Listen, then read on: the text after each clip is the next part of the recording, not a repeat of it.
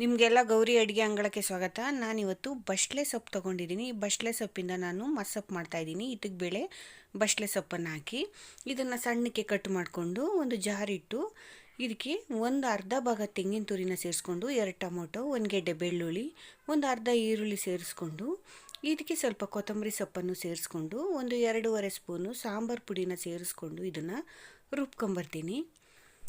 ರುಬ್ಬಿದ್ದಾದಮೇಲೆ ನಾನು stove on ಮಾಡಿ ಒಂದು ಕುಕ್ಕರ್ ಇಟ್ಟಿದ್ದೀನಿ. ಈ ಕುಕ್ಕರ್ಗೆ 1 ಟೇಬಲ್ ಸ್ಪೂನ್ ಎಣ್ಣೆನ ಸೇರಿಸಿ ಇದಕ್ಕೆ ಸಾಸಿವೆ, ಕರಿಬೇವು, ಒಂದು ದಪ್ಪ ಸೈಜ್ ಈರುಳ್ಳಿನ ಸೇರಿಸಿ ಫ್ರೈ ಮಾಡ್ಕೋತಾ ಇದ್ದೀನಿ. ಇದು ಸ್ವಲ್ಪ ಕಲರ್ ಚೇಂಜ್ ಆದಮೇಲೆ ಸ್ವಲ್ಪ ಅರಿಶಿನ ಸೇರಿಸಿದ್ದೀನಿ, ಒಂದು 1/4 ಟೀ ಸ್ಪೂನು. ಈಗ ಮಿಕ್ಸ್ ಮಾಡ್ತಾಯಿದ್ದೀನಿ. ಇದು ಮಿಕ್ಸ್ ಮಾಡಿದ್ಮೇಲೆ ನಾನು ಇದಕ್ಕಿದ್ದ ಬೇಳೆನ ಒಂದು 300 ಗ್ರಾಮ್ ಇರ್ಬೋದು, ಅದನ್ನು ನಾನು ಸೇರಿಸಿ ಮಿಕ್ಸ್ ಮಾಡ್ತಾಯಿದ್ದೀನಿ.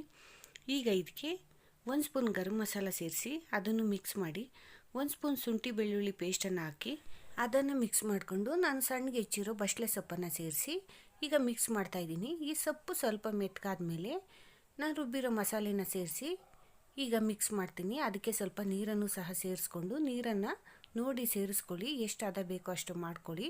ನಾನು ಈ ಅದಕ್ಕೆ ಮಾಡ್ಕೊಂಡಿದ್ದೀನಿ. ಈಗ ಇದಕ್ಕೆ ರುಚಿಗೆ ತಕ್ಕಷ್ಟು ಉಪ್ಪನ್ನು ಸೇರಿಸಿ ಇನ್ನೊಂದು ಸಾರಿ ಮಿಕ್ಸ್ ಮಾಡಿ ಕುಕ್ಕರ್ ಕ್ಯಾಪನ್ನು ಕ್ಲೋಸ್ ಮಾಡೋಣ.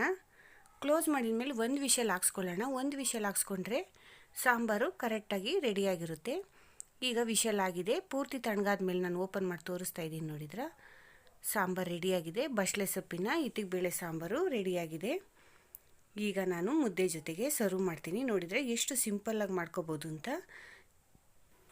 ಇಷ್ಟೊತ್ತು ವಿಡಿಯೋ ನೋಡಿದ್ದಕ್ಕೆ ಧನ್ಯವಾದಗಳು. Thank you.